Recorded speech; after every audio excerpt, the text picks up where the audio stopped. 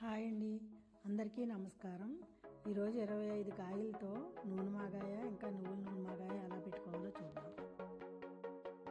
ముందుగా పుల్లని మామిడికాయలు తీసుకుని వాటిని శుభ్రంగా కడిగి ఈ వీడియోలో చూపిస్తున్నట్టుగా పొరలు తీసుకుని తొక్కలు తీసుకుని శుభ్రంగా చిన్న చిన్న ముక్కలుగా తరుక్కోవాలి.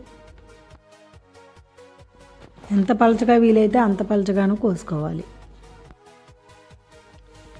మొత్తం అన్ని కాయలు ఇలా కోసుకున్న తర్వాత వీటిని ఎండలో బాగా ఎక్కువ ఎండ ఉంటే కనుక ఒక 2 గంటలు, తక్కువ ఎండగా నీరెండగా ఉంటే కనుక ఒక 3 గంటలు ప్లాస్టిక్ కవర్ మీద పోసుకుని ఆరబెట్టుకోవాలి. గుడ్డ మీద పోస్తే ఆ రసం అంతా క్లాత్ పీల్చేసుకుంటుంది కాబట్టి ప్లాస్టిక్ కవర్ మీద పోసుకుని ఎండబెట్టుకోవాలి. అవి ఎండేలోగా స్టవ్ వెలిగించి మూకుడు పెట్టుకుని అందులో 1 కప్పు ఆవాలు పోసుకుని సన్నని సెగ మీద ఎర్రగా అయ్యేలాగా వేయించుకోవాలి. అవి వేగిన తర్వాత తీసి పక్కన పెట్టుకుని అదే మూకుడులో 1 కప్పున్నర నువ్వులు పోసుకుని మంచిగా సన్నని సెగ మీద ఇవి కూడా ఎర్రగా వేయించుకోవాలి. ఇవి బాగా వేగిన తర్వాత తీసి పక్కన పెట్టుకుని చల్లారించుకోవాలి. తర్వాత అదే మూకుడులో 1-2 కప్పులు ఆవాలు పోసుకుని వీటిని కూడా చిటపటలాడేంత వరకు సన్నని సెగ మీద మాత్రమే వేయించుకుని పక్కన పెట్టుకోవాలి. ఇవి కూడా వేగిన తర్వాత తీసి పక్కన పెట్టుకుని అన్నీ చల్లారిన తర్వాత మాత్రమే మిక్సీకి వేసుకుని పొడి చేసుకుని దేనికి దానికి విడివిడిగా పెట్టుకోవాలి. ఇవి చల్లారేలోగా ఎండలో పోసిన మామిడికాయ ముక్కల్ని మరొకసారి అటు ఇటు కలుపుకొని మళ్ళీ ఎండబెట్టుకోవాలి. మామిడికాయ ముక్కలు పూర్తిగా ఎండిపోనుకోకూడదు, అలాగని పచ్చిగాను ఉండకూడదు. మధ్యలో చూసుకున్నప్పుడు చేతితో నొక్కితే కొంచెం మెత్తగా అవ్వాలి. సో అలా ఉన్నప్పుడు తీసేసుకుని వాటిని ముక్కలు తెచ్చేసుకోవాలి. ఇప్పుడు ఆవాలు, మెంతులు, నువ్వులు విడివిడిగా మిక్సీలో వేసుకుని మెత్తని పొడిగా చేసుకుని పక్కన పెట్టుకోవాలి. ఆవాలు, మెంతులు, నువ్వులు విడివిడిగా వేయించుకుని తర్వాత నేను 1/2 గ్లాసు ఆవాలు, 1 పావు గ్లాసు మెంతులు, మొత్తం నువ్వులు పొడి పొడిగా చేసుకుని ఒక చోట కలిపి పెట్టుకున్నాను. తర్వాత ఆవాల పొడి, మెంతుల పొడి కలిపింది ఇంకొక ప్లేట్లో వేసి పెట్టుకున్నాను. ఇప్పుడు స్టవ్ వెలిగించి మూకుడు పెట్టుకుని అందులో 1-2 లీటర్ల దాకా నూనె పోసి అందులో ముద్దింగు వేసి బాగా వేయించుకుని పక్కన పెట్టాను. ఈ వేయించిన ముద్దింగుని చిన్న రోల్లో వేసి మెత్తగా దంచుకొని పక్కన పెట్టుకోవాలి.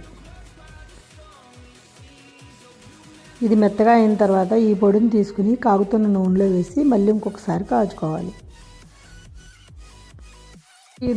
ఇప్పుడు ఈ నూనె చల్లారుతున్న లోపు ముక్కలు చూసారా ఆరిపోయాయి శుభ్రంగా. ఇప్పుడు ఈ ముక్కలు తీసుకొచ్చి కారాన్ని కొలుచుకుని నూనె చల్లారిన దాంట్లో కారం పోసుకొని బాగా కలుపుకోవాలి. కారం పూర్తిగా కలిసిన తర్వాత గిన్నెలోకి కొలుచుకోవాలి. ఈ ముక్కలు నాకు దగ్గర 4-5 డబ్బాల దాకా అయ్యాయి.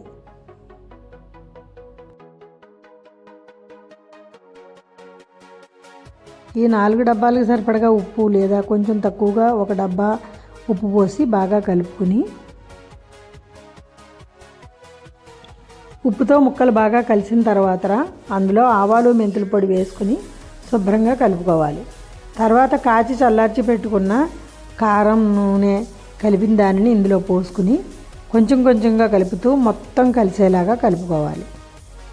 ఇక్కడ తడి చేతులు కానీ, తడి గిన్నె కానీ, తడి స్పూన్ కానీ లేకుండా చూసుకోవాలి. ఒకవేళ కొంచెం తడి ఉంటుంది, చెమ్ముందేమో అన్న అనుమానం ఉంటే ఒకసారి స్టవ్ మీద పెట్టుకుని వేడెక్కిన తర్వాత మాత్రమే వాడాలి. ఎందుకంటే ఇవి సంవత్సరం పాటు నిలవ ఉండే ఊరగాయలు కాబట్టి జాగ్రత్తగా తడి లేకుండా చూసుకోవాలి. తర్వాత ఇంకో గిన్నెలో సేమ్ అన్నీ ఇలాగే వేసుకుని కలుపుకుని కొంచెం ఆ నువ్వులు వేయించిన పొడిని ఇందులో వేసి కలిపేసుకోవాలి. మనకిష్టం అనుకుంటే కనుక వెల్లుల్లిపాయలు దంచి కానీ వేయించి కానీ ఇక్కడ వేసుకోవచ్చు. తర్వాత ఈ గిన్నె మీద మూత పెట్టుకుని ఒక గుడ్డ ఏదైనా వాసన కట్టుకుని గాలి చొరబడిన చోట పెట్టుకోవాలి. మరుసటి రోజు మూత తీసుకుని ఒకవేళ ఊరితే కనుక ఇంక నూనె పోయక్కర్లేదు, ఊరకపోతే కనుక మళ్ళీ కొంచెం కాచి చల్లార్చిన నూనెని ఇందులో పోసుకోవాలి. పులుపు ఉండే కాయలకి నూనె అవసరం పడదు, ఎక్కువే ఊరుతుంది. కాకపోతే ఒక 2 రోజులు పడుతుంది ఊరడానికి. చివరిగా ఊరగాయలు జాడీలోకి కానీ ప్లాస్టిక్ డబ్బాల్లోకి కానీ పెట్టుకుని మూత పెట్టేసుకోవాలి.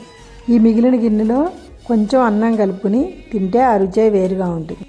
అంతే, ఏడాది పాటు నిలవ ఉండే నువ్వుల నూనె మాగాయ తయారు. నచ్చితే కనుక లైక్ చేయండి, షేర్ చేయండి, కామెంట్ చేయండి. సబ్స్క్రైబ్ చేయడం మాత్రం మర్చిపోకండి. Thank you so much for watching.